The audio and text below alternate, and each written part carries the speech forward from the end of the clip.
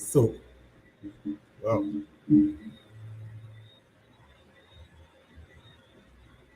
Good night. Good night, everyone. Welcome to this another episode of the Saudi Press Show. And first, let me apologize for the late start. As you know, seems like we have a little technical issues, but guess what? We are here now and we are live. So, again, for all the new faces, all the newcomers, a special welcome to you. And if this is your first time, let me just ask that you subscribe in an effort for you to participate in the show using the chat or the WhatsApp call if you wish to call and have your voice be heard. So, again, tonight is our customer Wednesday night where we look at educational content.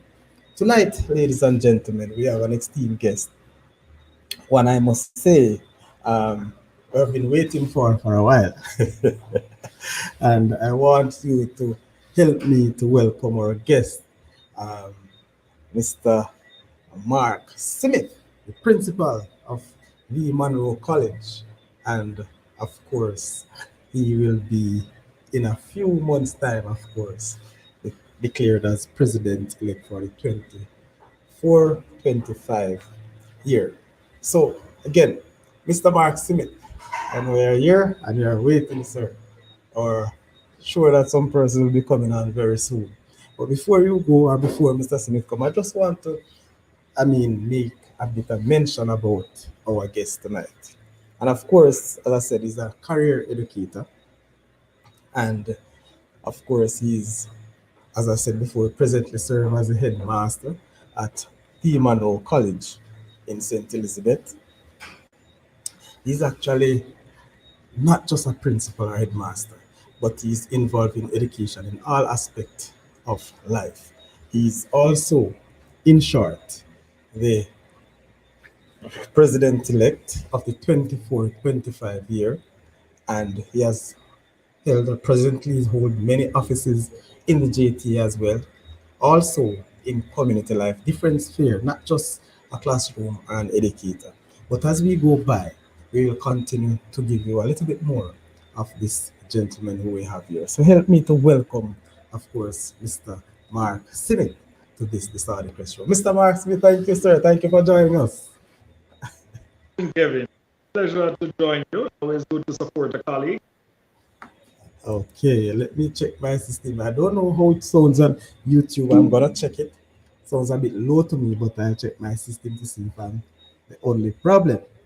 But I'm sure that we can adjust this, the volume that is. All right, so I adjust my volume. Sir, the Saudi Show is one that is known for, you know, to help persons to understand certain things as it relates to education, sports, and entertainment in this country. Tonight is Wednesday night, and customary, we actually look at educational content. I want to say to our viewers tonight that as much as this is a very unique guest in the sense that he holds so many offices, tonight we will be looking more so at the matters, reflecting on what education has to offer presently, and not so much of the office of the JTA. So I don't know if I can use this disclaimer that you will not be speaking on matters of JTA as it relates. Absolutely. I'm not in that capacity. All I right. am So the simply capacity is a no. principal who has a passion for All right. So, of course, sir, yeah, I have to say it, because I know that the viewers, of course, tonight may have some questions or actually need to know something. But again, people, we are here, we are adults, and so we can understand the nature of it. Sir Smith, how things are going in here in the Cali Hood? So, how is it been at Monroe College for the last year, at the ending of the school year? How is it looking for the new school year for you? actually wonderful. In fact, still enjoying the wonderful climate we have. When many people are complaining about it, we have been enjoying high cool temperature, cool hills of quite Okay. pleased with that. But in general, we're having a very good work.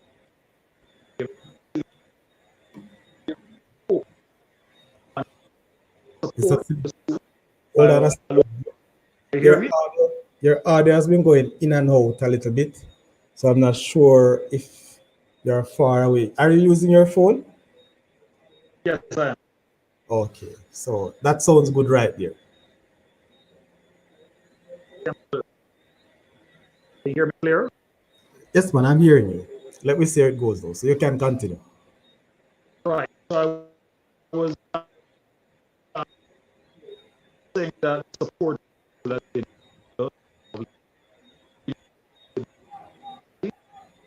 avoid the strong beliefs. I think what is wrong with me as a society is as in first All right, sir. work.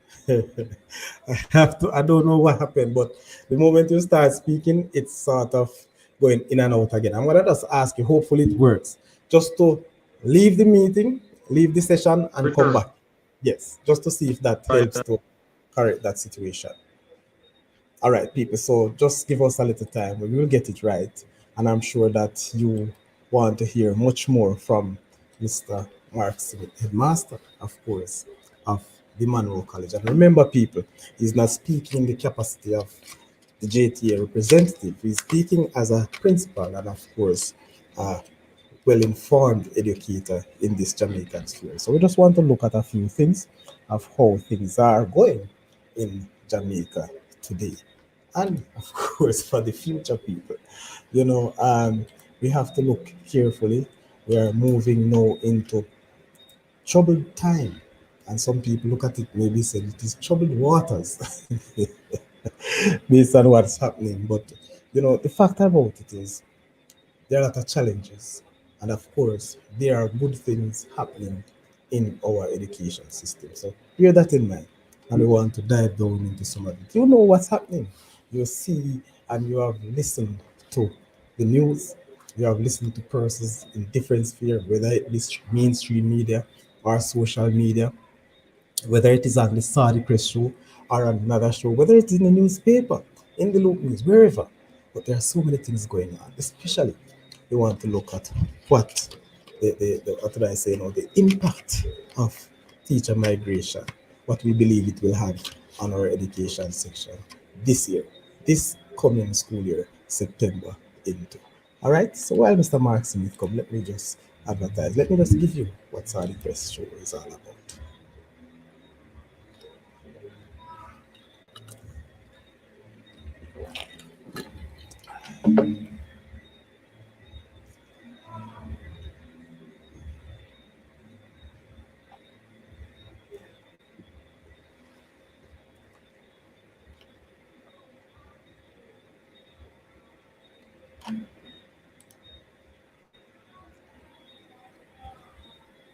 Okay, thank you very much for staying. Again, let me apologize for the technical issues.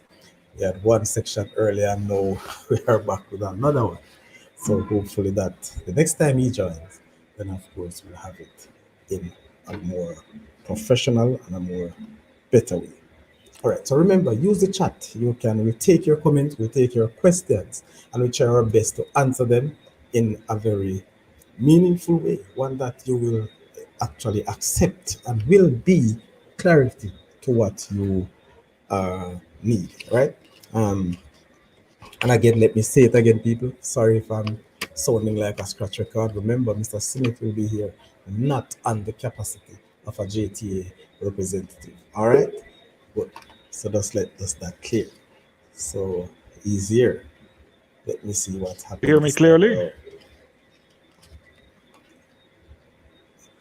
Can you hear me better? Oh man, wonderful. Okay, This fantastic. is Yeah. the real deal. All right, great. I figured Man, they're like probably. a real in studio. It is headset, eh? Luckily, I had one that wasn't too far away. All right, very nice, very nice. So yes, sir, I was just asking how it looks going into the new school year from the manual perspective. Well, very good. Very positive. We are getting our systems in place, doing quite a bit of renovation at the school. We're in a constant place of trying to improve the facilities, and so all projects are on track, and interestingly, we actually have quite a lot to celebrate. We recently were, named among the top 10 schools in terms of overall performance. While I'm not a person that particularly gets excited about rankings, I've been quoted as saying that I don't chase rankings. So I put systems and structures in place, working with my team, create that type of synergy, and you'll get the results eventually. But it's really not about ranking students or children. I'm far more focused on ensuring we create an enabling environment. We create the type of structures and systems that will support both staff and students to operate at their optimum. And so that's kind of our focus. But of course, people tend to like numbers, rankings, and so you find that there are a lot of people that are excited about, and of course, that's a part of the whole thing. So, Right. but nonetheless, all systems go for September. Fortunately, we have not been at this time greatly affected by the teacher migration challenges that we were seeing in some other schools. So I'm very thankful about that, and keep my fingers crossed and knock on wood that we don't end up having too many of those challenges, because this is not unique to Jamaica too. You're kind of seeing that trend in the United States, you're seeing that in the UK and in other jurisdictions. In fact, some classified as a great teacher migration, so something for us to keep our eyes on, definitely. Mr. Smith, you started a very interesting. You made mention of the ranking of schools, and I had that, to look at differently. But many schools, many administrators, students, parents, and well-wishers having issues with the ranking. Not so much where their school has ranked, but what they use to rank our school right across. I know you've mentioned that you don't chase the numbers or the ranking, but you're proud to know that you're actually what, ninth or eighth? I think ninth. Yeah. Yes. Are you satisfied with the measures that they have used to rank our high schools in Jamaica? Let me first of all underscore the fact that I'm not a big fan of the just ranking Yes. students or Good. ranking schools, because, in essence, what are we saying? Is it that one school is better than the other? Is the school that comes first? But oftentimes we even look at the numbers there. You tend to find a 0.2% difference, even if it's 10 or 20 points. I mean, what is that really saying? How does that help us to move education forward? And so I'm a far greater proponent and support using data to target interventions in schools and improve the actual funding and support that we have in our schools, rather than just mindlessly changing rankings. Because come next year, you get a different batch of students, you're likely to get a slightly different outcome. What we do know from years of data, and this is cross culturally, is that where it is that you have kids coming from higher income households, Right. they tend to perform better than children from lower income households, generally speaking.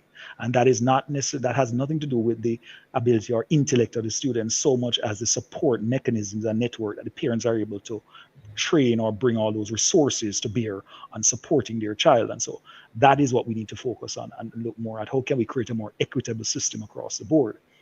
So that is something and a conversation that I'm always willing to have. But as relates to ranking, this is probably one of the better approaches they've had, because, for instance, they take into account all the subjects a child would have achieved at the end of the high school period at fifth form, as opposed to looking at in the final year of or a single sitting. Uh, so, for instance, I have many students that sit subjects at second form, third form. In fact, as a school, we encourage it. Many years ago, when I just got here, I think we were like ranked 22nd or something like that. But a big part of that is also that we were really allowing our kids to sit exams whenever, So one of the things I came in and said is, listen, I don't appreciate that approach at all in terms of focusing only on what happens in the final year. We need to ensure and validate the students' ability, and if it is that they can sit something in second. I have two boys now that are in second form. We're prepping them for in third form to go on 6CXC, and in fact, one is doing advanced math and calculus and stuff like that. And I said, at the end of the day, if the child have the ability, push them, allow them to do it. There's one famous case I was aware of a student who was in the final year at a particular school, and they had passed mathematics, I believe, with straight one Yes. distinction, straight A profile. and she was asked to resit the subject again in her final year fifth form in order to graduate. And things I think are ridiculous, you know. Is that in the best interest of the child? And that is something I'm always focused on. What's in the best interest of our students? And so I remember declaring very earlier on that I do not chase rankings. Let's look at what's in the best interest of students. And I think I feel vindicated sometimes in terms of how things turn out. The other thing is when you rank this time around, I think they want to look at schools that were able to get above 50% Yeah. math and English in CSEC, right? And what you will find is that the reality is you have a scenario in which schools who would have gotten less than that are not banded about. I had a problem with that because I've taught in other schools, right? I've taught in schools that are not getting the students who are on the higher end of the spectrum, all right? And that's just the reality. You have kids who are scoring the 90s and the high 90s, hundreds, and you send a lot of those into one type of school. And those are the And so students that you get at Monroe. Right. Well, that's true, and that's just reality. Yeah.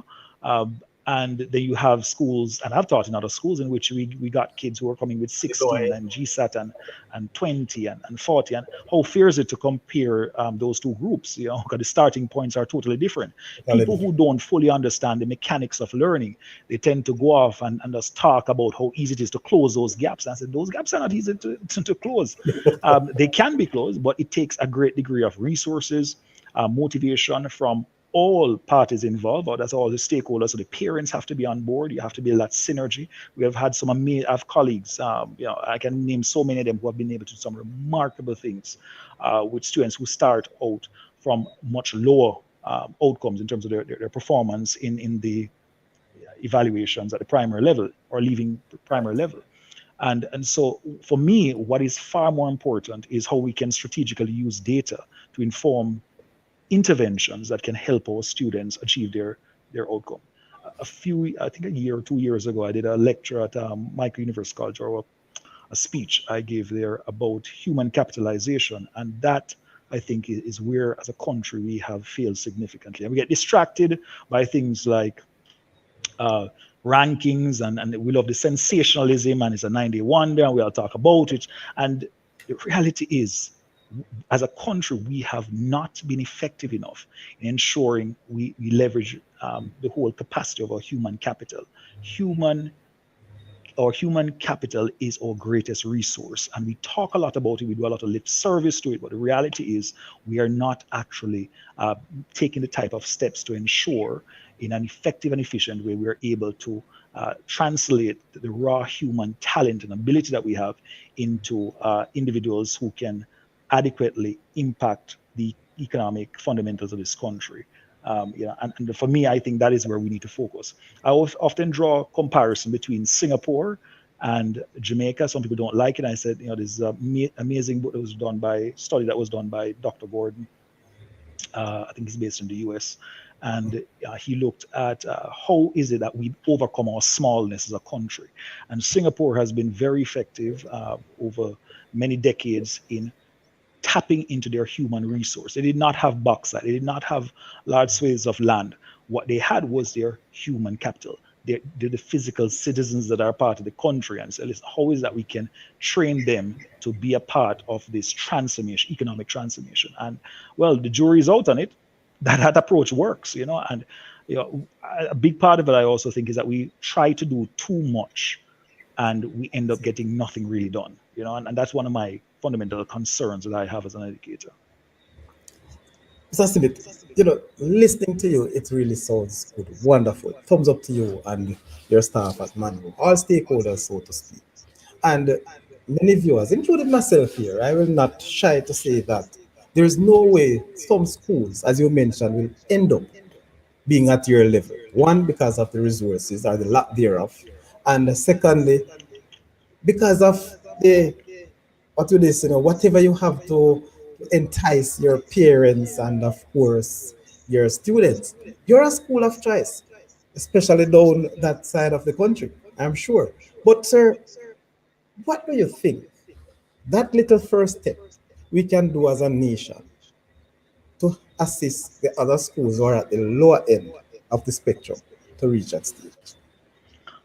Well, to be honest, I am. You'll anybody that's around me will tell you and know me as a perennial optimist. I'm the person always saying, listen, we can overcome great adversities, great Yes. challenges, and so I like to think that all schools can get to a point. We can move from being what I consider an education system that is best characterized as a sea of mediocrity with little pockets of excellence in terms of performance that you want to see, right? We can move beyond that because it is not the students, it is not the teachers, it is really a synergy that we have to build between all stakeholders in our country to move everybody up. So there's a rising tide lifts all boats, and that's what we want. We want everybody to do well. We just don't want it in pockets all over the place. And if we're going to get to that place where we're all able to, I think we really have to re-envision, rethink how it is that we educate our children, how it is that we go about this tremendous task of empowering a nation through education. What is clear is that there has been no other single means of lifting people out of poverty than education. And so I think we have to go back to the fundamentals. I think sometimes we get very distracted by things, the buzzwords, and I'm all for STEM or STEAM or whatever they want to call it. But there are all these buzzwords of things that we have to do, and we have to do it right now. And I'm saying fundamentally, we got to get our kids reading and doing math at an appropriate level. All right. And I think sometimes when you look at them, a number of things that they're asking them to do, particularly at the primary level, Yes. sometimes I really have a concern about it. All right. You look at what they're asking to do in PEP, for instance, some of those assessments. I have some significant concerns about that. I don't necessarily know that we're heading in the right trajectory in that regard. Yeah. The jury is still out. I would love to see data. I would love us to do a serious review of that, an independent review, not one that is led by the ministry, because oftentimes the bureaucrats are more likely to reinforce their position and go and seek data that reinforces it. But the reality is, I think that we really need to get away from a lot of the what should I say, the excitement, the sensationalism.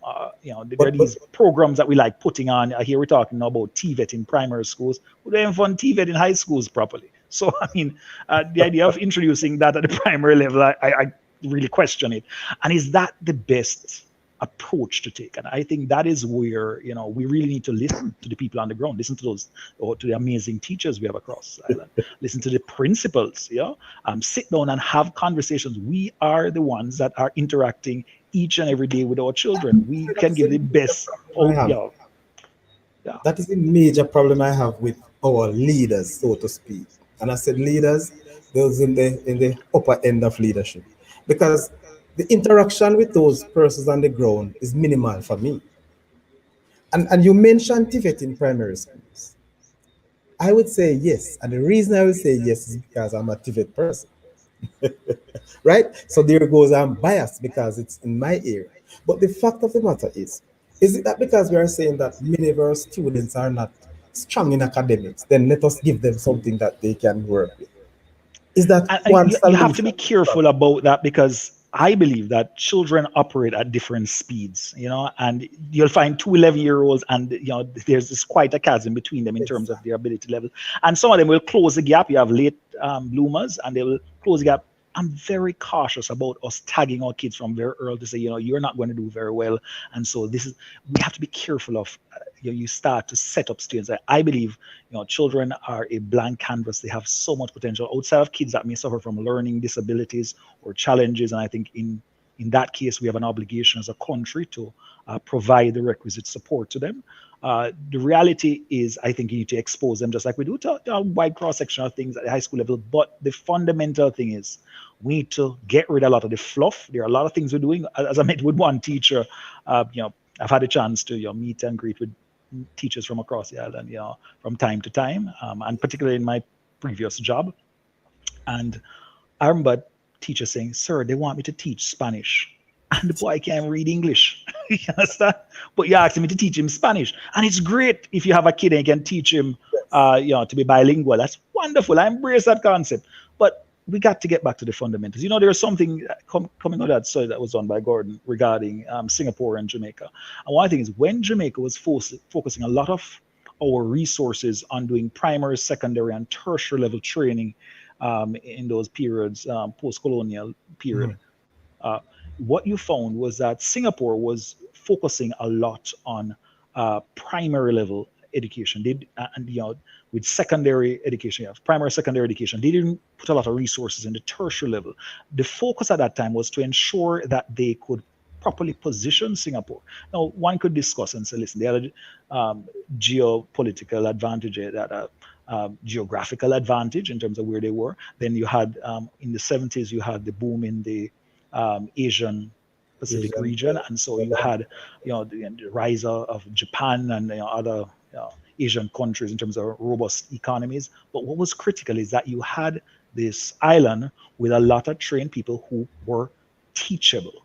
They could be trained. All right. So they are reading and doing math at the correct level. So you have and that is what really was a springboard for Singapore.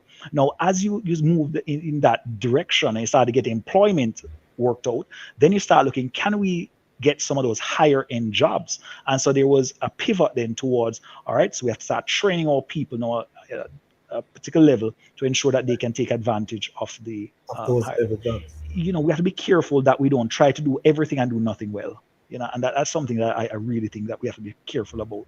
Again, I think we need to focus fundamentally in a country on ensuring that our kids are reading and doing math at an appropriate level so that when they leave the primary school, they can take advantage of a high school education. It costs us almost 10 times more to do remedial work at the high school level than if we get it right at the primary level. And so this is just like basic math. And I have been saying it from I was an education officer, a school inspector. I've been saying these things. Oftentimes I feel like I've been the lone man in the wilderness. And you must have felt that you have deceived or let down our nation in that regard. Because especially at the inspectorate level, I mean, earlier when how do we go about and using a broad brush approach, right, to assess our schools and teachers by extension. But sir, I just want to ask you this question because when you talk about Singapore, we heard that the Singapore model came from Jamaica as well, or part of Mhm. Jamaican model back then. I don't know if that's much of a true history. But Mhm. then the mention that you mentioned about the primary level, structured primary level, especially in literacy and numeracy. We are saying that in Jamaica for years. But Exactly. why can't we do The it? educators on the ground know this. This is nothing new to us. You know it. The thousands of teachers out there know it. Oh, Unfortunately, it is not. Forgive me for a bit lack of a better word. It's not cool. It's not spectacular sounding, and so oftentimes those things don't get done. So they get done for the things that are more dramatic, and so you go to the country and say, "Oh, we're going to do STEM. I'm going to do STEM." And again, I'm not against any of those things. I embrace those things, but if it is that you have a trade-off, I say, listen, you have limited resources. What am I going to pump all the resources in? Developing an overly complicated system that is oftentimes under resourced because this is what we do a lot in Jamaica. We go to you do a trip to a foreign country, you see a system and say, oh my God, it's an amazing system. Let's just, Finland, oh, that's amazing. Let's just take this whole system, put in our, in our travel luggage, and we're back in Jamaica with us. Listen, we're going to implement it. And the reality is that approach virtually never works. All right. Because there are certain peculiarities that make those things work in those countries. So, for instance, Finland, I mean, there's so many things. I admire the Finnish system. Uh, in fact, many of those Nordic countries in general, there is a similarity in terms of how they focus on education and they do very well. But the reality is, as I said, the devil are in the details. There's a lot of nuance to that. And so many of what you hear there would just not work wholesale in Jamaica. While we do share this concept of us being a homogenous society, we have to understand that a lot of it is ingrained in them from very earlier on. And so there has to be like a mindset change in terms of how the society views education. What are some of those structures that we have in place that will support this type of transformation that we want, and what it is that you actually want to get done, and is there a commitment on the part of our political leadership to get that done, right? And I'm talking about both political party. I don't see orange or green. I see Jamaica. I'm fundamentally a Jamaican more, and my first port of call is to being a Jamaican and as an educator. sometimes you may mention of that, I don't want to stray from the point, but When you look across both political parties, so to speak, then you have seen so many educators of the past and present who have joined in the political arena. But is it that they don't have a voice in the terms of pushing across, or when they reach that stage, we don't remember what we're talking about grassroots level? You may not have to answer it that way, sir, because it sounds a bit um, pulling the political legs. But the truth is, we don't have the political will. So Yeah, I'm a yeah. principal for a primary and infant school. And ever since I've been there, the Ministry of Education, the government keep talking about early childhood, early childhood, early childhood, early childhood. And to date, I have not enjoyed any resources to really push this thing across. A Hmm. matter of fact, I'll be getting a lot of meeting for this.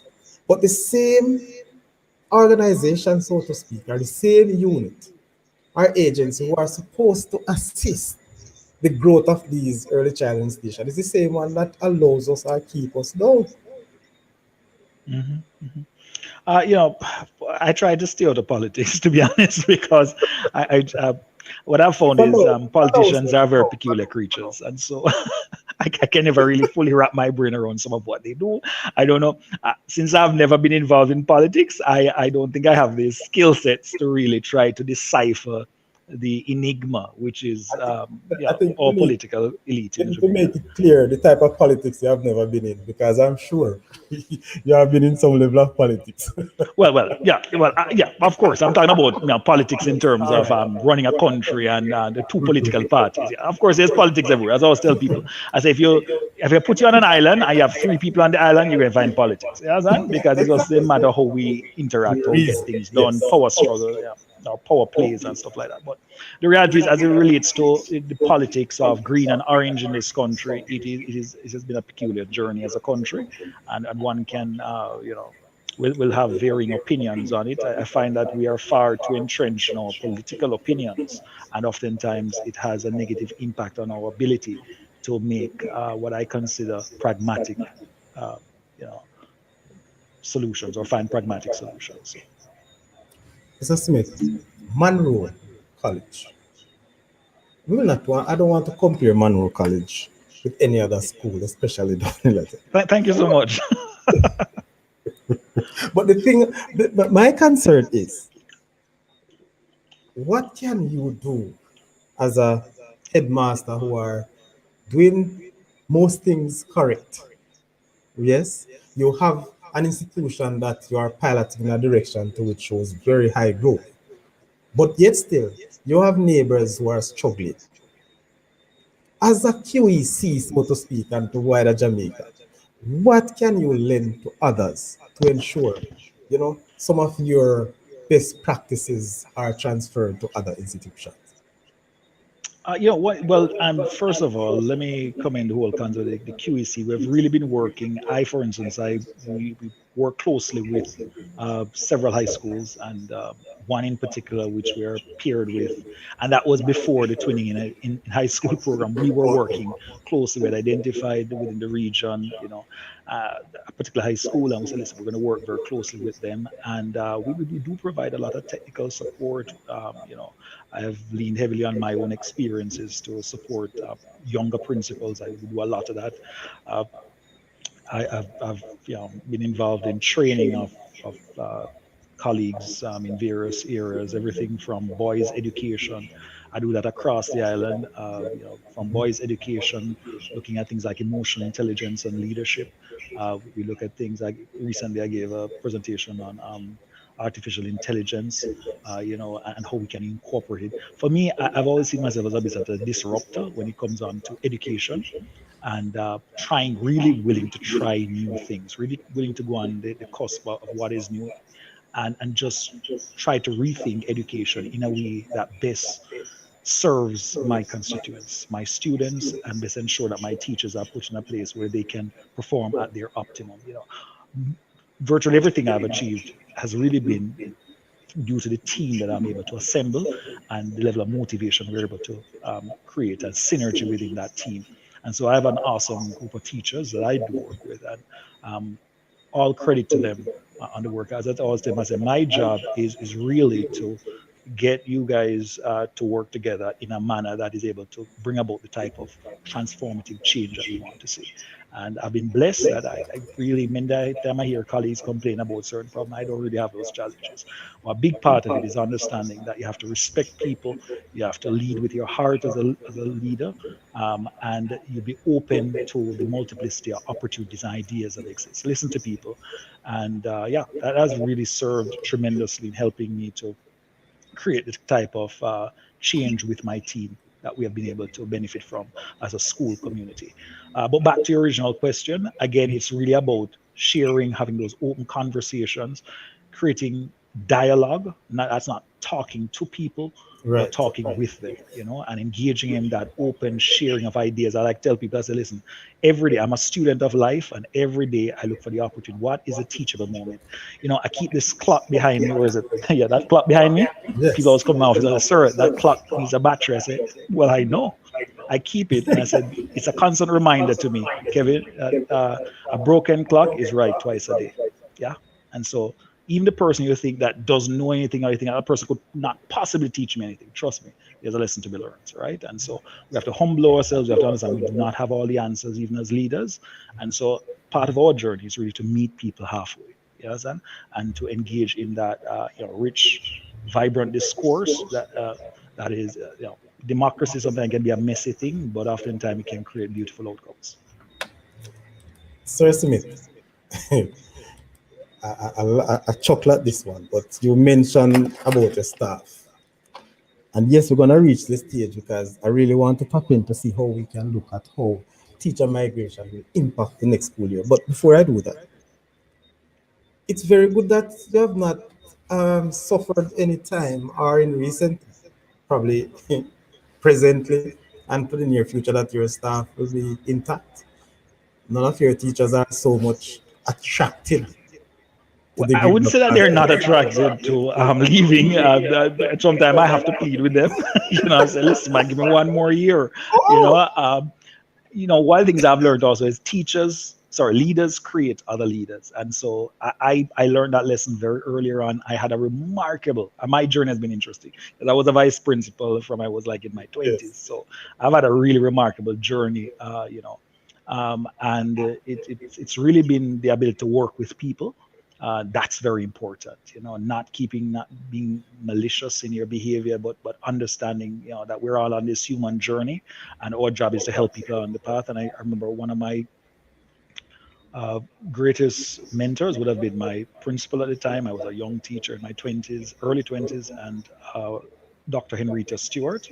And I learned quite a lot from her. And she was one of those person that was open. And she said, listen, one day you're going to be a leader, so you need to learn these things. I remember she called me up and said, listen, you ever do a budget or you ever write a proposal for so and so? And I was always one of those very energetic people. I think if I were going to school today, they'd diagnose me with ADHD. And so I was out with that energy, and I tell my boys all the time. I say, "Listen, if anybody tell you have ADHD, tell them that's your superpower. All right, that you just can't keep on going, nonstop." Right. And yeah, she always encouraged me and encouraged others, to reach for the stars. Nothing's a limit. Whatever your mind can conceive, you can do.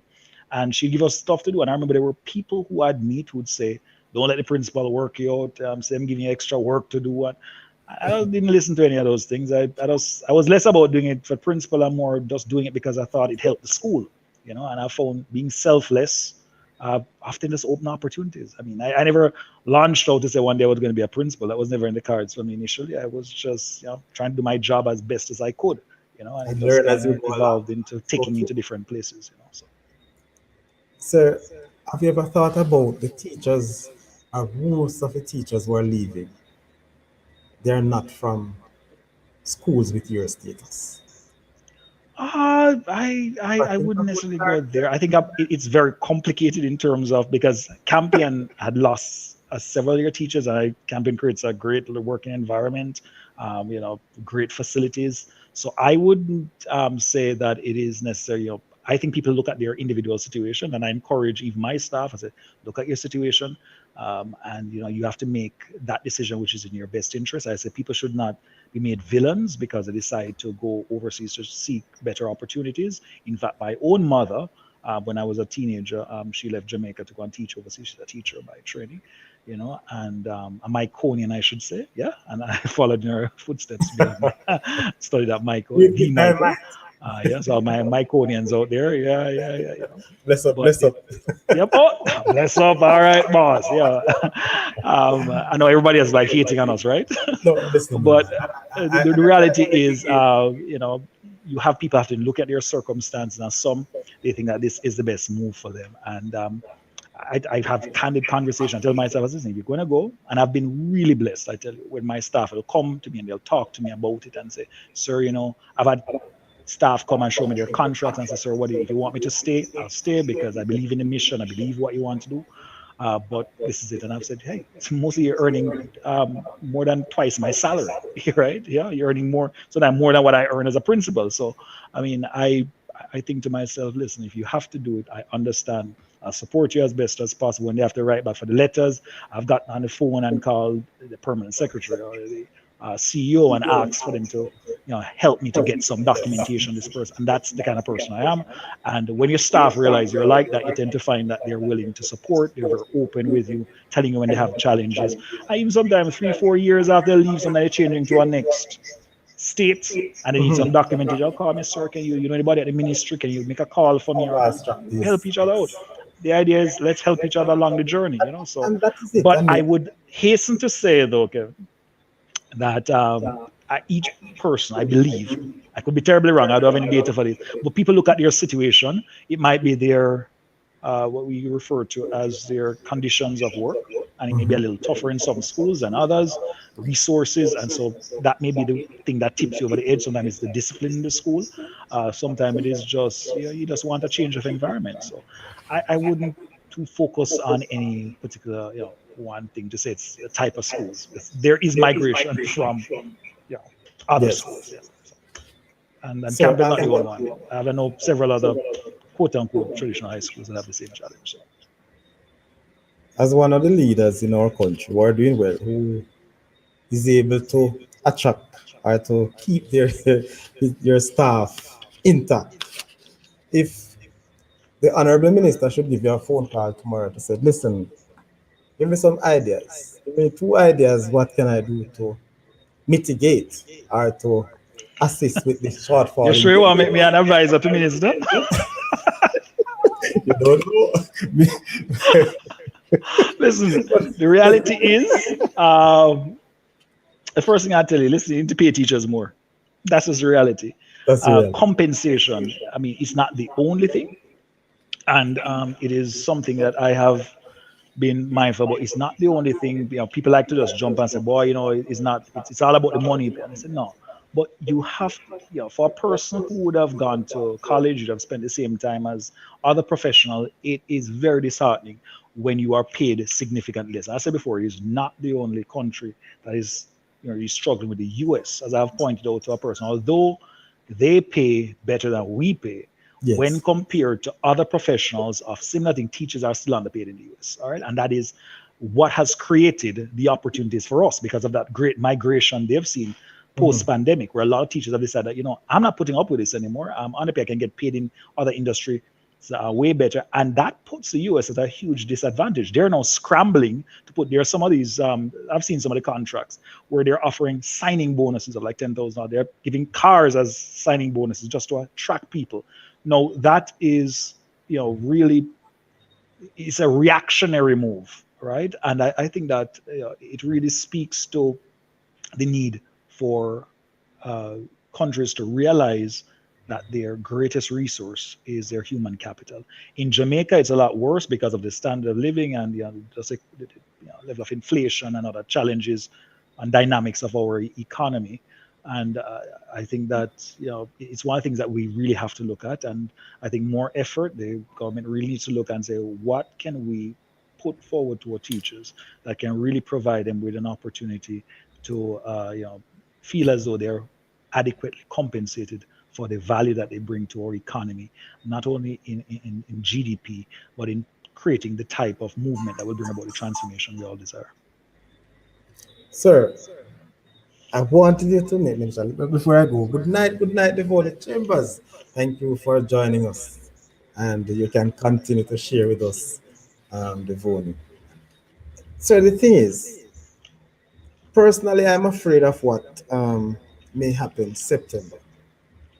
One, because I have seen a lot of. Hold on a second, just 1 minute. Let me just take this call.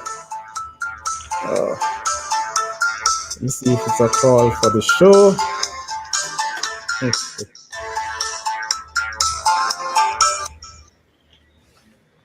Good night.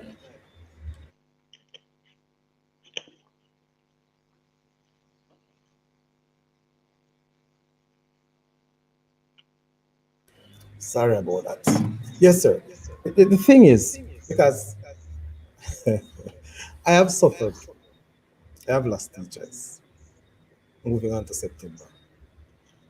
But I've heard so many different ideas or different ways which the ministry and the minister are looking to solve these shortfall, I would say, of teachers.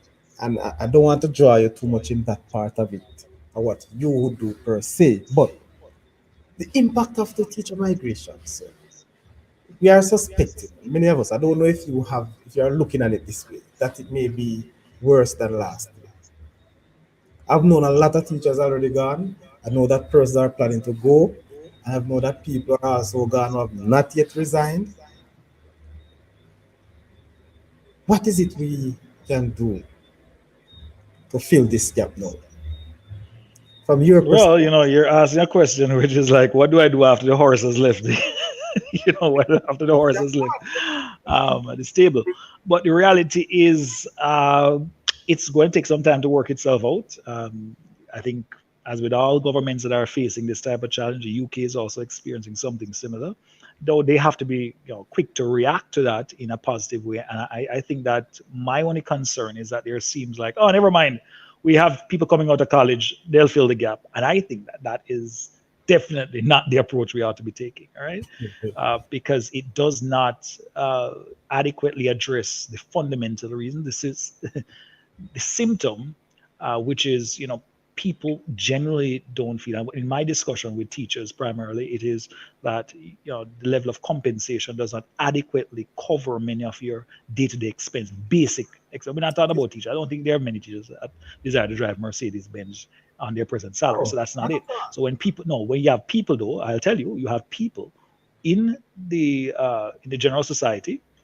Some of them are very partisan, who will make it seem as though we are being, greedy, and that teachers, all you want is, the country kind of. And I said, yeah, listen, we had just had our politician convince us that, 20%, anything a little over 20%, 40%, that would ruin the economy if we took more than that. And then they went and took 200%. All right. So, yeah, that's another story, yeah? yeah, that's a whole different topic. All right. So, I don't necessarily know that there's anything they can do immediately outside of raising salaries, improving working conditions. If you really look at what is happening in our classrooms, many of our schools, it's just not where you expect it to be. And people are going, and when you say about the resources that you're able to access as a teacher to enrich the teaching learning experience, people want that. And I think genuinely, if you meet a lot of teachers, you want to do good by your kids, you want to be very efficacious in your practice. But the reality is, you often come up against a stone wall of what the reality is in the classroom. Oftentimes there's a shortage of everything, with very few things you're able to get done in the manner you'd want it to. And so there's always a lot of compromises, and so I don't think that there is anyone that says, hey, school shouldn't get any more resources. No, I think even the ministry acknowledges that we have not been able to provide resources at the level that is necessary. But I think there needs to be a more concerted effort for us to build the type of synergy between the private public sector to try and close that gap. What I find remarkable, I used to be an executive member of the Jamaica Association for principal of secondary schools. And one of the things that came out of that, many of our meetings, and so you would find that we meet our colleagues in Barbados or other Caribbean territories, and they would say, "Where you guys find time to raise money? We have all these fundraisers. What do you do with the Yes. fundraising? The fundraising is to help to buy things where the school need and to fix things. You have a leaking this, you have a leaking that, I need a chair, I need a computer, and that's what you have to do. A big part of your job. You have to go around fundraising." While in those territories, it tells that we submit a budget and we get what we ask for. We lay out our plan and we get the budget for that. We don't have that luxury in Jamaica as leaders.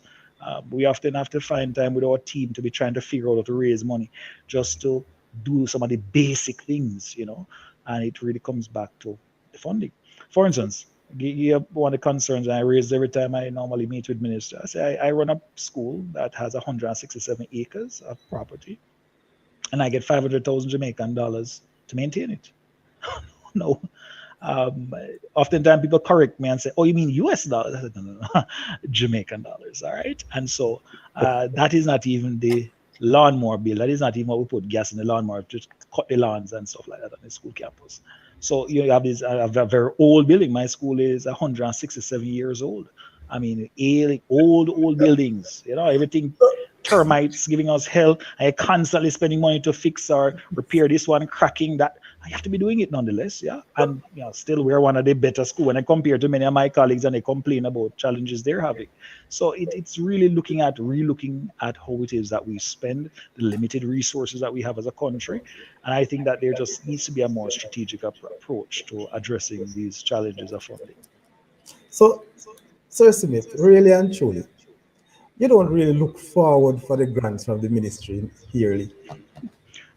Well, the situation is so desperate that boy, you have no other choice but to look forward to it. Because, no, but I'm saying, As inadequate as they are, I mean, it still helps. you are told that your parents are told that they don't have to really pay it. It's a contribution they make that they can pay it. I don't even know how you primary school principals do it. I mean, I think you're like No, magicians or trust something like that. I don't know how you do it because when I was an education officer, I remember seeing what it is that they were getting as grants, and I was like, "This is absurd! Like, who comes up? Who is the person? I'd love to meet the person in the ministry that comes up with a formula for how much we should pay people." Because I was like, "Which world do you work in?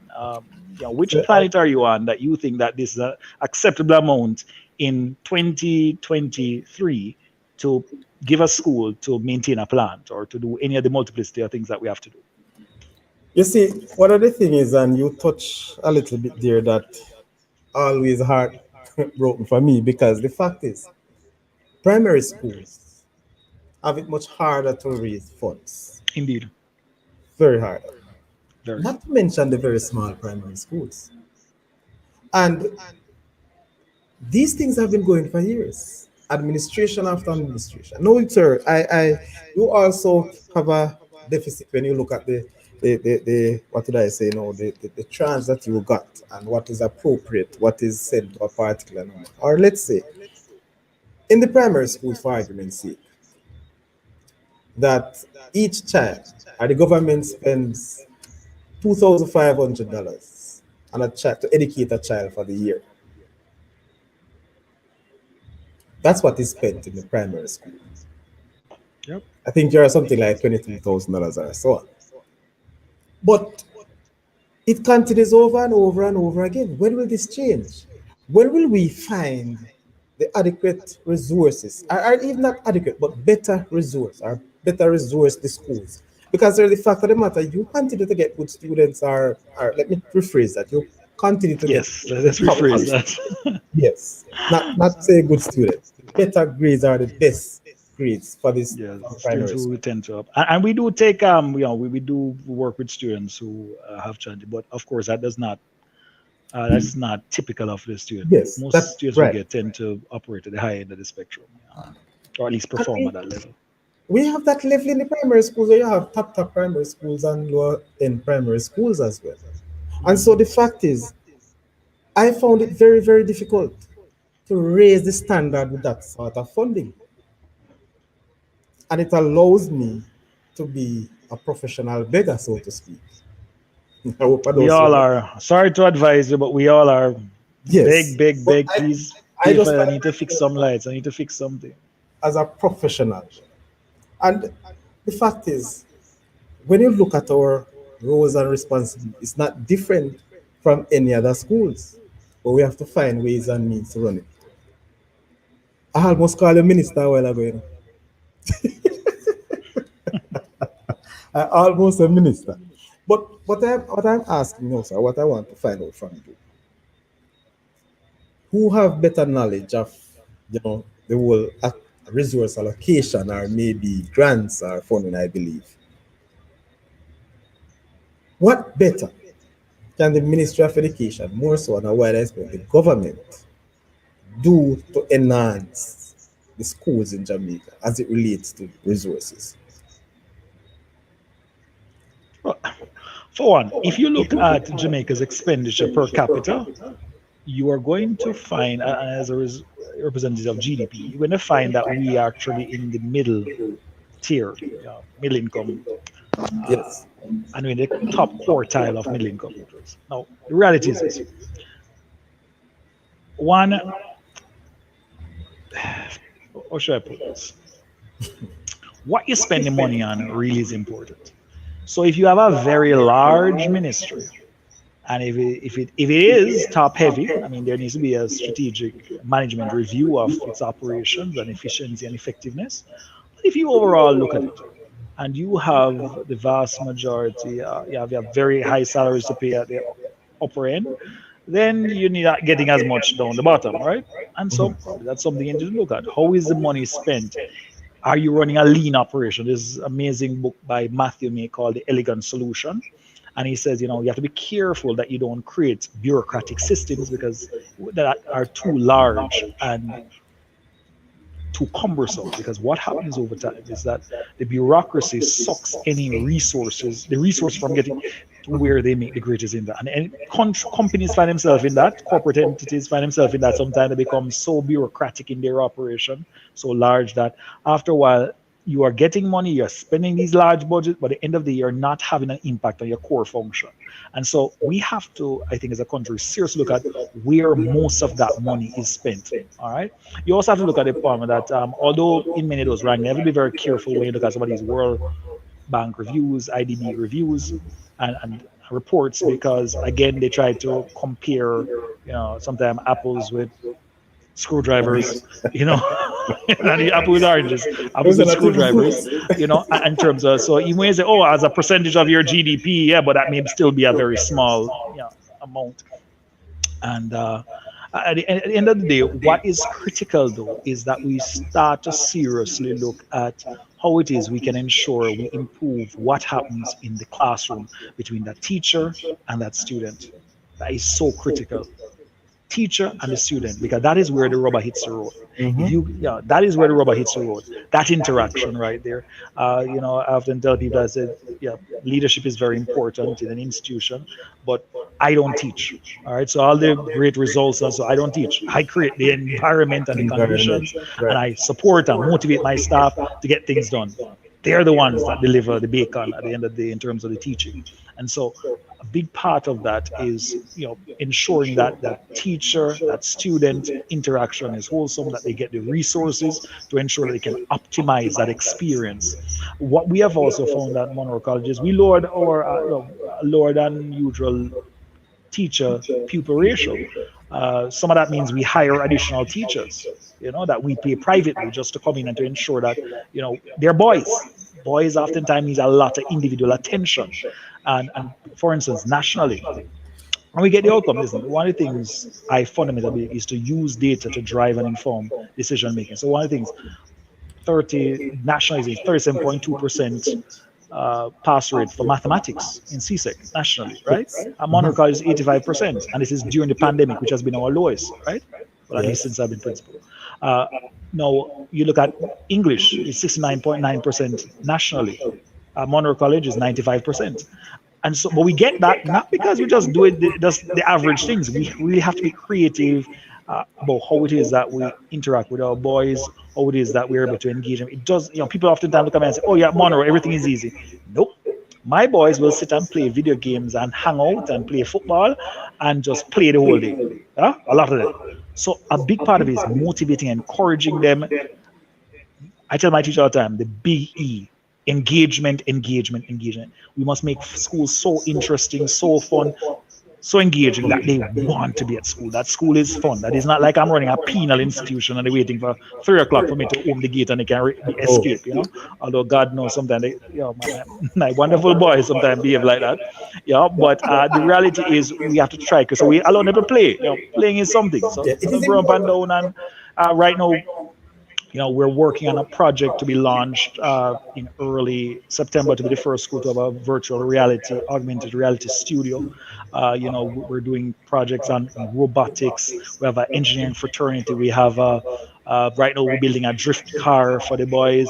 We try and we throw everything. I tell them, I said, listen, I'm one of those leaders. I'm willing to throw everything at the problem, including the kitchen sink. The problem is we have to solve it. What I don't like doing is sitting down and talking about the same problems repeatedly. I said, let's try something. Sometimes you're going to have remarkable success. Sometimes you won't. I remember once we were discussing, how best to teach certain topics. And I said, yeah, there's our boys, so you have to make things more engaging for them. All right. It's true. Yeah, and just you'll be very optimistic.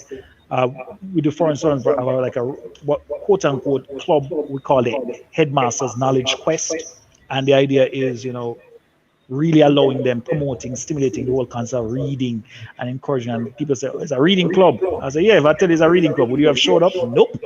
So at the Headmasters Knowledge Quest, everybody show up. What's a knowledge quest? Oh yes, that's what we're doing. Yeah, and we really go through various things, and really have and you'd be amazed on some of the ideas, and that's why I'm so enthused to do what I do. What is that we animate us every day at this institution, which is to help our boys really tap into their potential. We have some incredible minds, at this school, but at schools right across this country. And I think our goal, our job as educators is to really help them to unleash that potential and that ability. And I think it's being done right across this amazing island by teachers with very limited resources. So kudos to all our teachers out there. Mr. Smith, this may be a stick up question. Listen up. I know you did well in many areas, subject areas. But what would you say is Monroe known for as it relates to a particular subject area or a particular discipline? Oh man, I can't say we do well we had so many good paths in so many different subjects. We're awesome at the sciences, very good in agriculture. The boys are good in robotics. And I can't tell you one. I'd be lying. The English, we do very well at English. So I mean, prior to the pandemic, our pass rate was like 99.8% with boys, all boys, and we're not a school that permits students to select or teachers to select students. All students have to sit all 8 subjects. So yeah. Um, we'd have to get special permission to have, if they have special situations that may require them to not be able to sit a subject. It's a core requirement to meet our matriculation to our valedictory service. As that is a graduation, we do a valedictory service. And I warn all our parents from day one, as it's not a school you come to, you hide from class, don't do your schoolwork, and then 5 years from now, you come and everybody get dressed up to come and watch them march. It doesn't happen here. So we have a point system, and so you earn your space. And so one thing we talk about is our GPA. From you come in first form, you're being tracked, and it is about your GPA or scorecard, for instance, or report card shows your GPA for the term you're in, the GPA for the year you're in, and the overall cumulative GPA for the entire time at Monroe College. And so the boys are very aware of their performance. Still not easy. You have to. And then I was telling them, there are some of you, I will just stand in the bleachers and shout go, and you will run from the start line to the finish line. There's some of you I'm gonna have to run beside you and shout, come on, you can do it, you can do it. And yet there are some I will have to grab by the scruff of your neck and drag you across the finish line, but everybody is going to finish. And that's my speech to them all the time. All right, everybody is no man left behind. And so that's kind of the culture we try to imbue in the boys. Mr. Smith, you know what happened? When I was going to high school, Monroe was one institution that was very, very competitive in sports. In recent time, Mhm. I think, in my view, I think Monroe is just competing. What has changed? Is it that Uh, you're leaning towards that's an stronger interesting, academic? very interesting to raise. For sure, if you look back in our early days, we'd have won champs many, many times. It Yes. was in earlier days when you had a handful of schools competing, right? Or yeah, let's just be realistic. Be I'm a careful. person that deal with Careful of data, some and boys. when people say that to me, I say, "Hold on, let's be realistic now." The reality has become a lot more competitive, all right, and it often means that there's going to be a trade-off. And I tell my parents and students all the time, you are students first, athletes after. And while I would love to win champs and I would love to win the Costa Cup and all those things, I think I have a moral obligation to my boys to ensure that I prepare them for life, and that's more important than anything else. All right. So great sports is an incredibly important part of the DNA of Monroe. It will continue to be that way. In fact, right now the school is working on uh, a new stadium. Well, a stadium, not a new a stadium, and that is further commitment to the school's you know, support for sports and the need for us to put out that infrastructure. But the reality is, the students must first and foremost understand that they're students. Statistically speaking, as I always tell people, I said most of you are not going to be. Despite, I really want you to be a Messi. I really want it to be Ronaldo. where's I can Ronaldinho, any one of them. Really want it. As I always tell them, as a gentleman, that's my dream for you. I want you to be the next Usain Bolt, beat his record. But But are you really statistically thinking of speaking, full answer? Are you? statistically speaking, Mhm. let's be real, less than 0.001% of our population earn a significant part of their earnings and can live a comfortable life if that's the route you take. All right. You cannot, and so our focus is rather on how many scholarships can we get out of this for our boys, right? So listen, you're going to do well academically, you're going to do SATs, and then we're going to try to see if we can, so that our sports program is more focused on that approach, right? You do well enough and we get what they call these scouts to see you, and you move on. And so many of our boys get a lot of scholarships to go overseas, and they pay in these colleges and But universities. those And scholarship. I feel more fulfilled in that. I would really like to win the Costa Cup. I'd really like to win. Trust me, we spend a lot of money on those things. But when you look at how much money it takes, and I mean, I'm not going to get into the, but there are some schools that are spending, you know, Yeah, tens of millions. millions of dollars Millions. on sporting programs, right? And I think, all right, so I have to have a trade-off between my academics and my labs where they need to be. Do I have enough computers for so and so? And those things for me take precedence over just winning. Yeah. What I do think though is sports is incredibly important, and that's one of the success stories we have had in terms of managing behavior and expectations and being able to help our boys to understand there are other skill sets. Well, there are other things more important that are equally important, and so while it is that we have a focus on academics, we understand leadership development, character development. Sports does help you significantly with those things. And that's why we are involved in virtually every single sport you can involve. Maybe what we tend to focus on is just two. The athletics at champs and the Costa Cup or Manning Cup or whatever, But there are so many other. We are, for instance, the national champions in tackle football. But that's not necessarily a big one. We were champions around the 15 with hockey. Usually we're very good at that. So, Right. but there can only be one champion.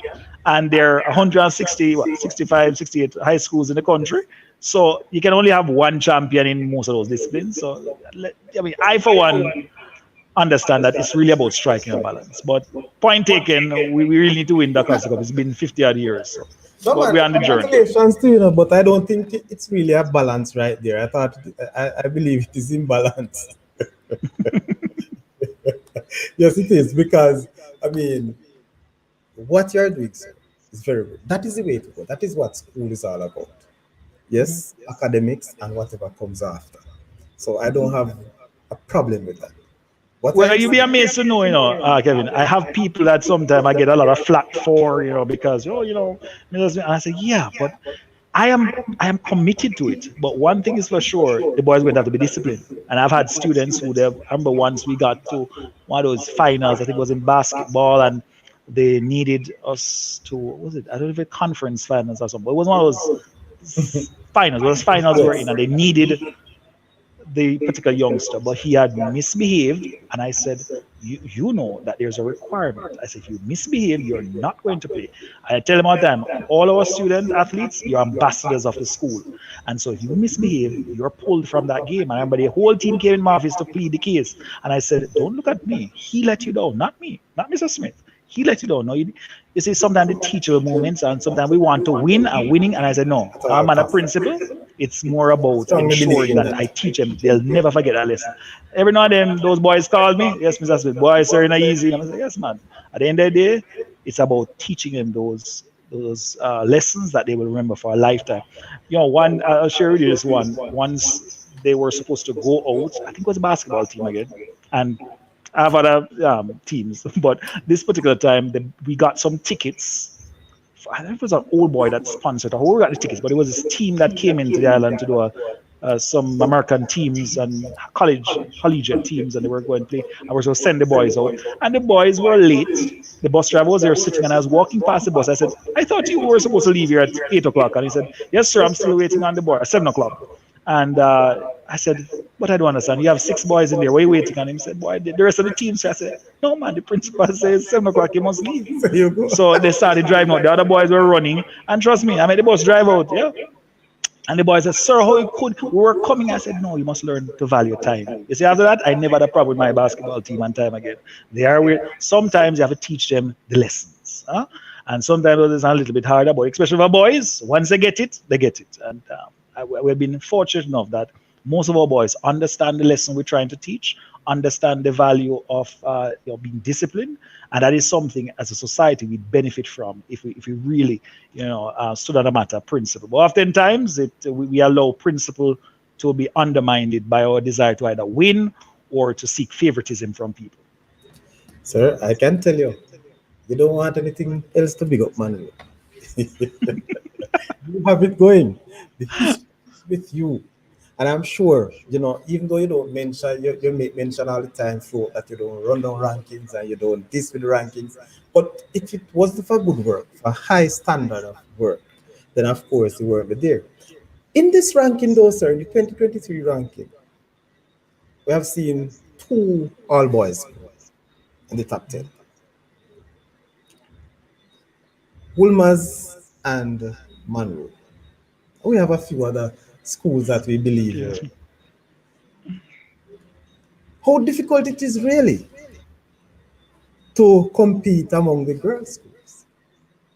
Well, I'll tell you this. Kudos to Mr. Pennycook, a very good friend of mine, Dwight Pennycook, very good guy, and his team at Woolman's, another very strong team of teachers and administrators working with their students. The reality is, it is incredibly challenging in an environment in which we have so many distractions for our boys. I often tell people we live in the most overstimulating period in the history of humanity, and there's so many distractions that unfortunately our boys seem more susceptible to than our girls. Now, one is that girls tend to mature a little bit quicker than boys, and so by the time it's not like I'll tell my boys and say, don't make anybody tell you that you are not as smart as the girls or anything like that. No, you have equal opportunity. In fact, I was saying, I say, by pound, your brain is actually heavier than a girl of a typical age. I said, what happens is that they focus and train their minds on doing what they need to get done. I said, no, you have to demonstrate the discipline. And so it's about inculcating discipline. When I just got to Monroe, one of the first things I did, I mandated that all students had to spend 1 year in the cadet corps at the service. Like, oh, Israel have 1 year of, Yes. well, everybody have to do a stint as a Right. soldier. Yeah, man, I have that 1 year of mandatory service. And I remember the first year, parents, I was all in uproar, and you had, I think, around 18 of them. Most parents, to be honest, complied. You had like 18 parents who were like, no, they don't want their son to be a part of this. And so I said, well, listen, there are a lot of other schools to choose from. May I suggest that you try that school? I remember one particular radio personality called me a dictator, and I said, no, but what I'm saying is we're trying to do something unique here among boys in a country in which males are under siege, and some of that is by our own behavior, our own actions. And I said that we're trying to bring about, and we realize that this is a approach we can take. And within 2 years, we were able to quickly institutionalized discipline in the school and address a lot of disciplinary challenges. And, that went a far way in helping us to set the foundation for the performance we were able to get over the boys year over year. And I'm very grateful for the team I would have worked with and support they would have given to get our boys to where they. But the reality is, if you want good, you know have to run. And I tell you, the year after, I had no problem. In fact, the ministry even invited me up there to ask me, how did you get all your parents on board? It became a part of our programming that all students, had to do it. But I remember the second time I called in the parents, that was, I think, registration, and you had all the cadets marching in, and doing their, they're shouting their commands, and the boys turning on cue, and the parents were like, "Oh, bravo! Oh, we want that. We want that level of discipline for our students." Yeah, because people want good for the children. Yeah, but we have to understand you can't just allow kids to do anything they want, and then, it's just right now. I have, for instance, I imposed a ban on clerks in my school. Not very popular. One person that may have against the class. I'm not. I won clerks, but what I realized that for some of our boys, it's almost as though the minute they put it as a changed person you're dealing with. Yeah. They value too much what's on their foot and not what's in the head. And so for me, I was like, no, where I find this distraction, and I beg my parents, please, I don't want them coming with a $200,000 cell phone. I don't want them coming with these expensive shoes. Because what is the distraction when you hear kids talking about how much money their shoes cost? I don't want those conversations. I want you to be talking about, listen, you hear about how, what's the theory of relativity? That's what you talk about. I don't want you talking about shoes. Yeah. I was telling myself, do the 5-year challenge on the shoes and see if you want to choose in 5 years. The education will last you a lifetime. And so, things like that can be a bit, people may not like it, yeah? But if you keep on doing what everybody else is doing, you may not get the results you want. Yeah. So you have to be willing to step outside of the box.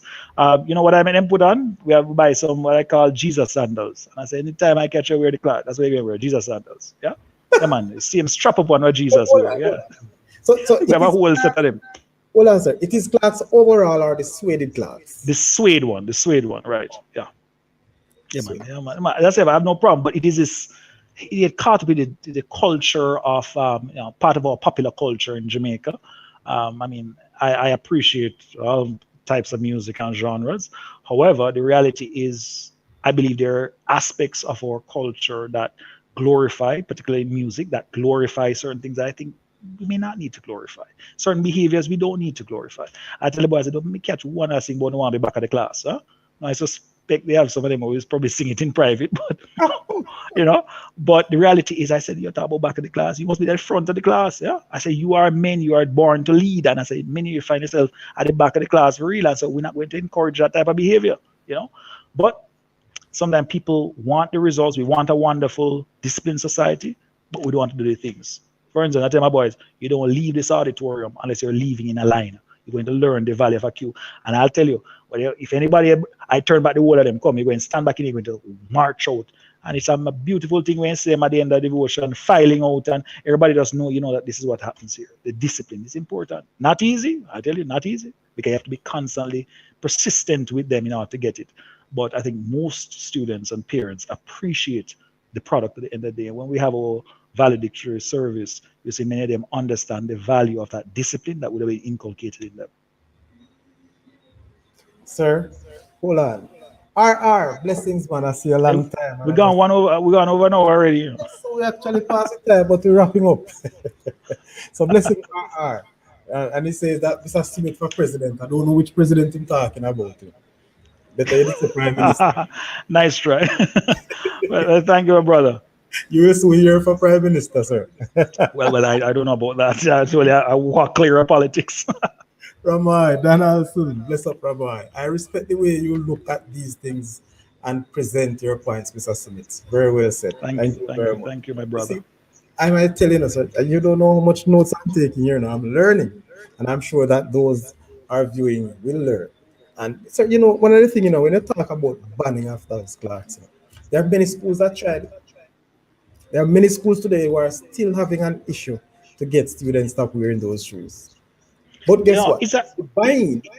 Yes, the buying. That's what I'm saying. And it's a part, and you still have challenge. You always have boys that will push the limits, and it's even something as skin bleaching, something that I am is one of those pet peeves I have. I said, how can we have a part of our culture that glorifies that when we have gone through as a people, suffered so much at the hands of another race, and then we're trying to destroy the melanin in our skin to look like those persons. I can't understand it. It defies logic, and then we say it is about style. And I said, no, it's about we need to get to the point where we accept who we are, as a people. And I talk to my boys all the time about it. I said, listen, we wear our complexion as a badge of honor, and that is my mindset with them. And I tell you, we probably have the lowest ratio of boys that bleach in this country. I can tell you that because it's something I'm on them about. And if I find out that you're doing it, you're going to be on stage in front of the entire school, and we're going to have a conversation about this. All right. So most of them don't want that, so they can just avoid it and avoid sir when it comes down to that, But things like that are very important. But we also can't negate the impact it has on self-esteem, and I talk a lot about that. I said that our kids can achieve anything they put their mind, but they need the support, and they first need to believe in themselves. And you can't believe in yourself if it is that you don't even want to come to terms with how you look and your complexion. I tell the boys, I say, listen, stop focus on how you look. Make sure you have, when your head is good. I say, trust me, as a woman, at the end of the day, you do well enough, son. A woman will even care the size of your nose, the size of your ears, the size of your eyes, your hair, nothing. You have done well enough for yourself, huh? I said, go focus on that. And you teach them these things, because many of them don't have role models, don't have male role models to talk to them and encourage them about these things. I remember there was one youngster I had many years ago, and I called him bleaching. I said, come here, son. I said, why you bleaching? And he said, boy, girls want brown guys. I said, stop talking rubbish. You ever hear me? I said, tall, dark, and brown, tall, dark, and handsome. Or tall, brown, and whatever. I said, listen, I said, let's stop. But there are some of these societal ideas that they kind of get, and they get it through the music, they get it through what they see at home.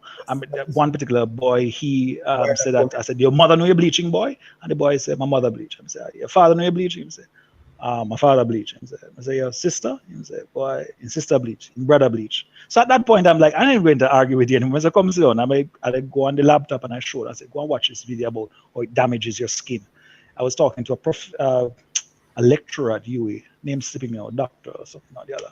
But he was doing a research into it, and he was finding out that, he said, Mr. Smith, we have, you're talking about COVID as a pandemic. We have a pandemic here, epidemic rather, with the bleaching in this country. Mm-hmm. And he says, one of the active ingredients they found there is mercury, all right?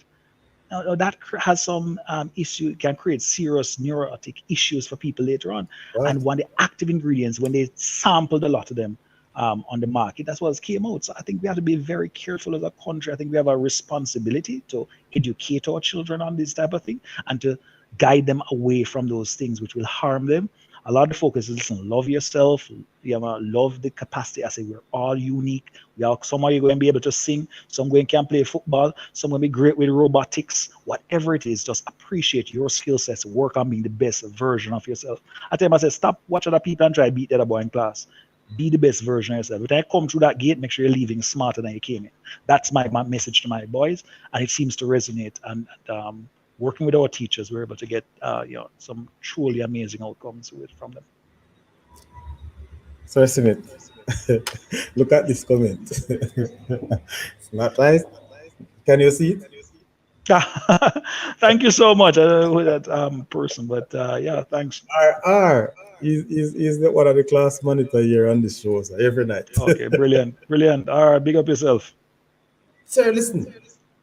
I am not in the high school system right now, but I'm telling you, I've gotten a total class of how I could have improved my own work, my own system through you. And I'm saying, one takeaway point, sir, when you look at the headmaster's knowledge quest, I mean, we know that our boys, we know that many students now don't like hearing anything about just English, and reading. But to find another way of putting it across, take the distraction away from the actual reading and English. Very, very good point. And stimulating those interest in certain things, stimulating interest in it. I remember once I was walking, I'm scheduled every day to a campus walk. So my secretary was coming and said, sir, time to walk, and I'll get up and I'll walk for around an hour, walk the campus. And so the boys always know, so they never know. So they say, boy, sir, lethal, you just sort of show beside you. I say, yes, man. And remember standing at a class at the window, listening to the lesson, and the teacher was doing was it World War II, a history lesson. And I asked, I called the teacher and said, hey, would you like us on the outside? And I asked her, would you like us to team teach, And she said, sure, sir. It was a young teacher, and she encouraged. And so we went in, and, she was doing it. She had a PowerPoint presentation, and she was going through it. And, I said, sometimes with boys, you have to get a little more active with it. And I said, all right. Actually, it was World War One. It wasn't World War II. It was World War One they were doing. And I said, listen, I want you to divide the class. And we had half the class, and and I said, wait, this is no man land. All right. So I said, you try cross. And I said, what are you guys going to do? I said, shoot him, sir. I said, I said, well, you get shot, you have a drop. And just animating the lesson. Yes. And you found the boys so excited about, just being up in that lesson, and we talked, and then you really made them understand. I said, listen, even when I pulled the teacher after, we started talking about it, I said, probably even for them, see what you'd have for your assessment for them. I says, sometimes, all right, you could give them a quiz, yeah, but sometimes you could ask them to go on, all right, what was one of the major weapons that was used during the conflict, and how do you think was impact, and ask them to write, probably do an actual model. And you'd be amazed. Boys get so excited sitting on them and cut up piece of paper, and then they'll actually do it, yeah. Or do a drawing of something. It is amazing what you can get them to do. I remember even teaching something like there was a lesson that we had discussed, teaching something like persuasive writing, and the person was asking the teacher to do, what was it? Like write a letter to your friend telling them why you enjoyed going to the beach or something, or persuade them to go to a particular beach or something of the sort. And I said, hey, let's change it.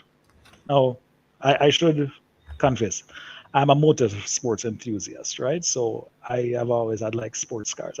In fact, when I was a teacher, they used to call me the teacher with the fast cars because I'd always be driving a fast car, And so I have a nice little sports car now.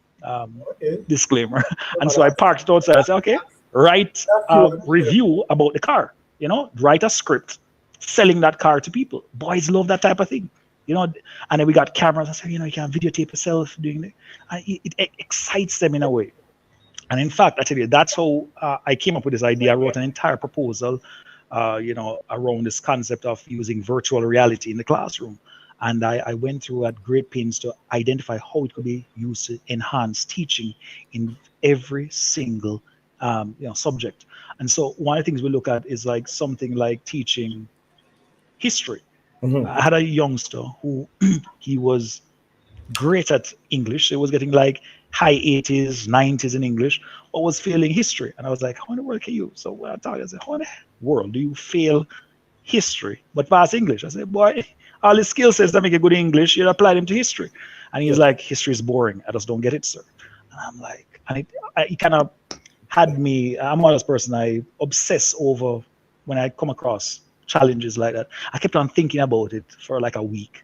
And I said, what if I could transport that student back in time to 1945 on the beaches of Normandy and let him experience, because he had to write something. I think one of the assignments was something like write a letter to your mom detailing your experience on the invasion on D-Day.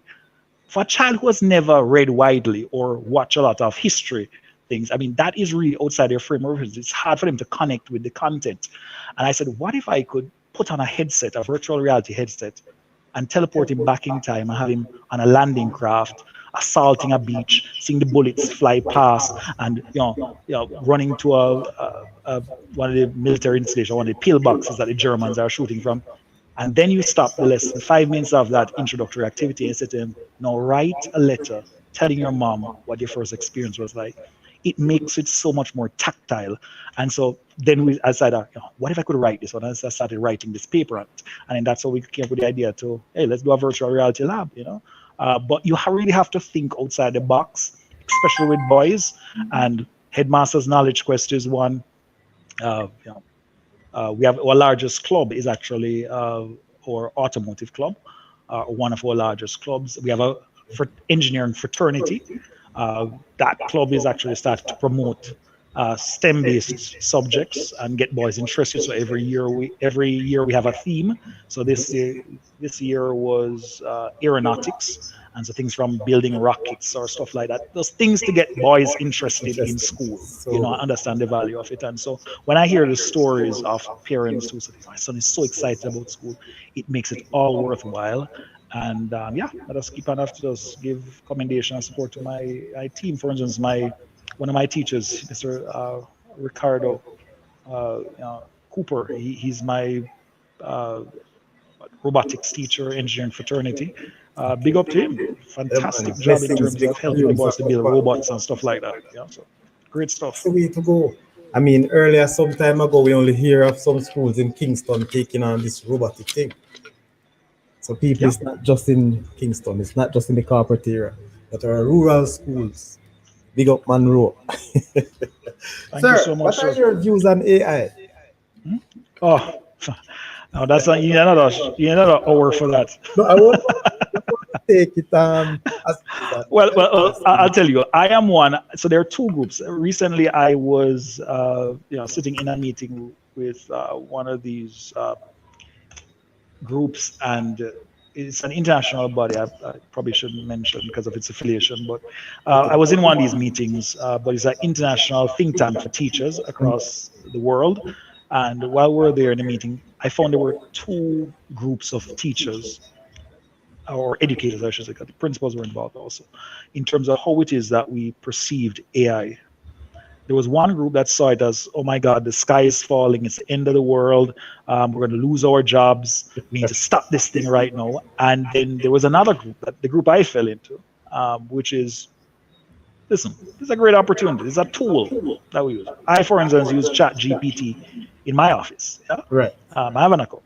So I have found the value in leveraging that technology to help me to be more efficient. So when I take probably 15 minutes or 10 minutes to write a letter, uh, I can outsource that to Chat GPT. It does it in 45 seconds. It frees me up to actually spend more time interacting with my staff, encouraging them, having what I call staff consultations where I do one-on-one talks with them, kind of find out how they're doing, what's going on with their kids, things like that, human touch, that human element. I get more time with my boys. I walk one down on the plant. Sometimes I go kick a ball with them at the paddock court. I don't do that very often though. But the walking with them, interacting with them, yeah, I mean, so I see it as a remarkable tool that can be used to leverage. Now, there are some significant concerns, ethical concerns that we have to take into consideration. There are significant concerns regarding how it can be utilized for students for cheating. Uh, Especially so assessment. those are some Yes. critical things. I think about the larger or big picture concerns about how it will be used, globally, military for cybersecurity breaches and things like that. But this is not the first time we've been here as human beings. People say the same thing about the internet.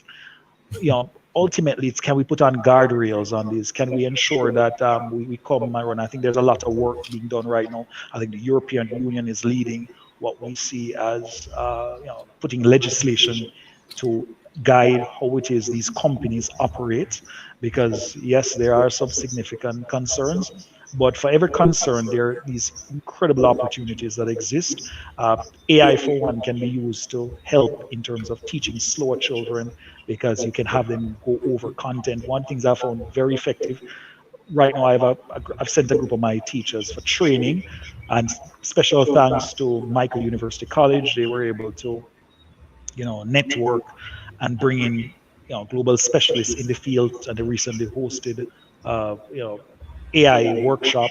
I think like a 3-week AI workshop. I was a part of it. I got my teachers in. One of the things I've found too is you have early adopters. So I have an innovation committee at my school, and Wow. their idea is to drive innovations in how we use technology to teach the boys. And so we are very quick. So that team is sent out to be trained. They come back and they train the rest of the staff. And the idea is really how can we leverage this new technology in making teaching and learning more interesting, more insightful. Uh, for instance, one of the things I found very valuable is if you're teaching something like, say, algebra, and it's a grade 9 class and you've taught it, you can actually have the student plug that information in and say, all right, I want you to teach me this concept, algebra, but explain it to me as a grade six student. And it will break down the content for you and present it again in a more simplified manner. Now, you think about you being able to do that in a class with multiplicity of persons and ability levels. So that we talk a lot about differentiation, but how do you actually differentiate when you have like 40 odd kids? Now, this technology provides us with that level of dynamic creativity in terms of how it is that you're able to utilize it to reach your students and close that performance gap. It's also been very useful in teaching kids with autism, students, as I said, slow learners, students who want to, go faster. So, that's oftentimes we forget about students. They are very quick students, and so you can have them go on task and move forward, you know, and not having to wait on the rest of the class. And so there are these amazing opportunities, I think, that exist out there. You can have them uh, have kids rewrite stuff. You can ask them to, all right, give me the best options on a particular topic. What should I focus on? What are the main study?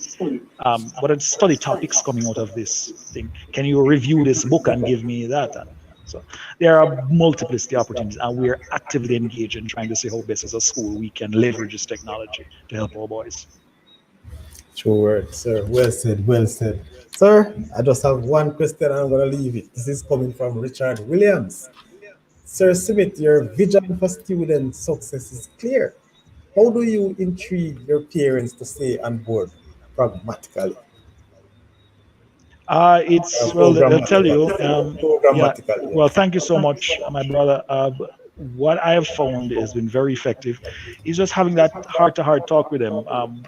In our meetings, we meet them virtually, so we have mixed modality in terms of how we have our meetings. Ever since the pandemic, we quickly embraced, doing mixed modality so we can meet our parents, those who aren't physically able to come to the school.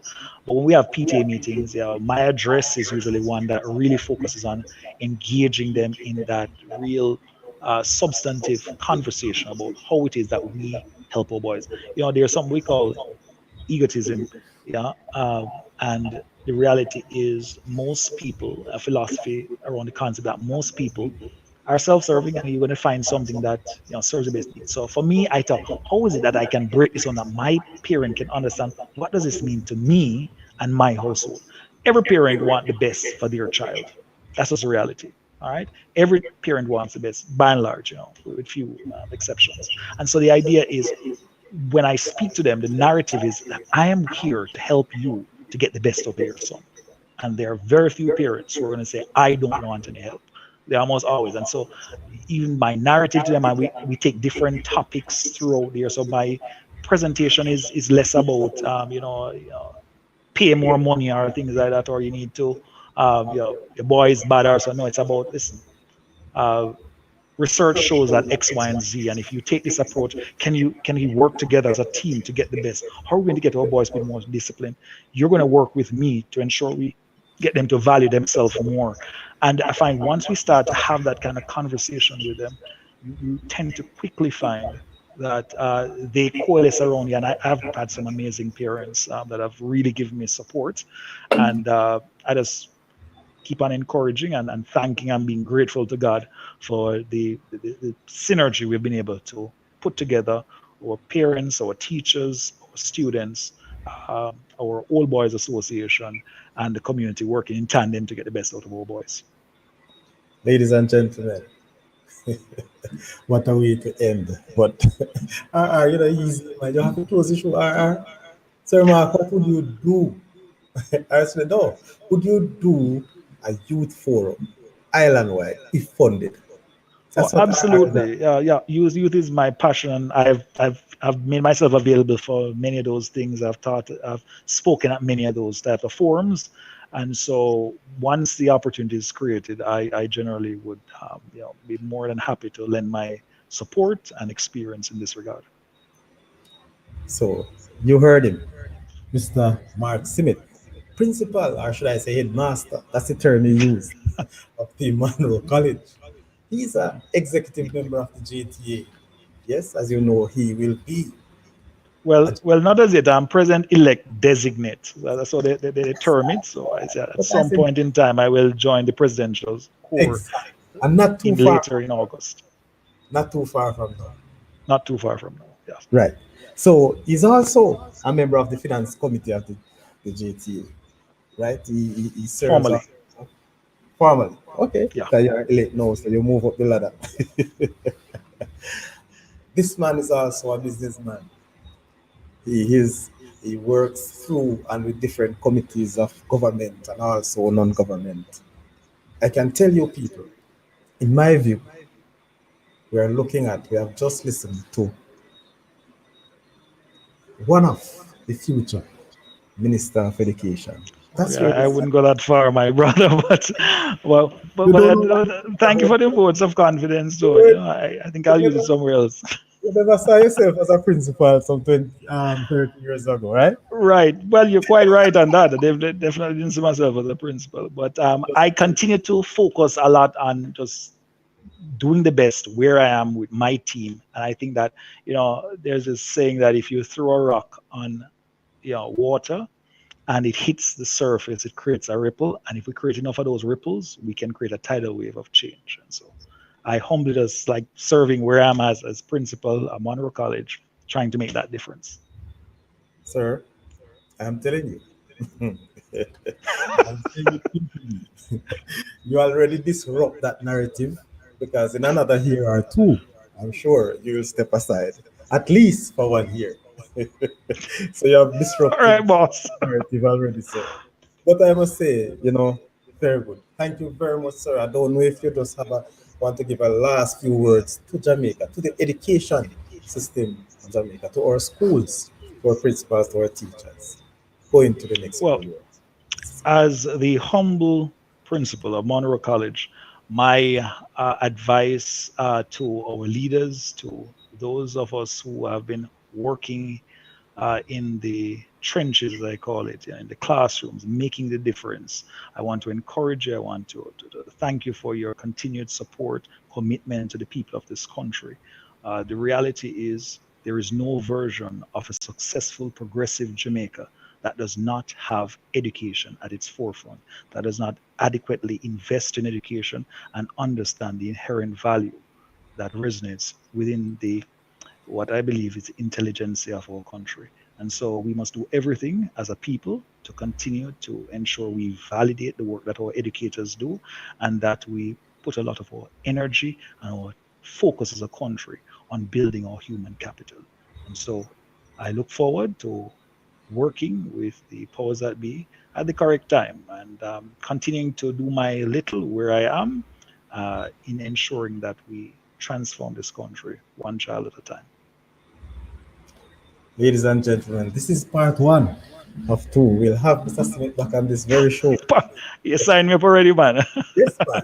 Because we'll have to talk again when he speaks at a different capacity. But tonight, Okay. ladies and gentlemen, I Tonight, want I speak as a principal of Monroe College, that just giving my views on education.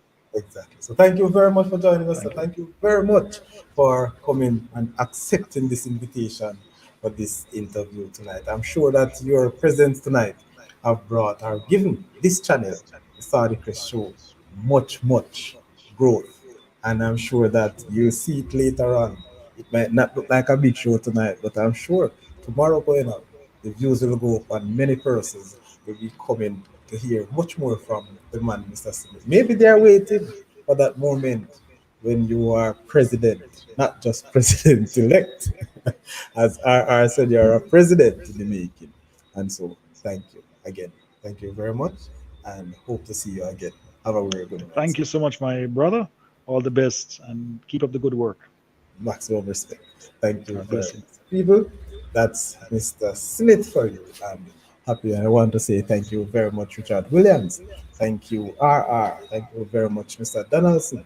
Shavoni, thank you very much for joining and staying with us. This is where we say goodbye for now and see you on Friday.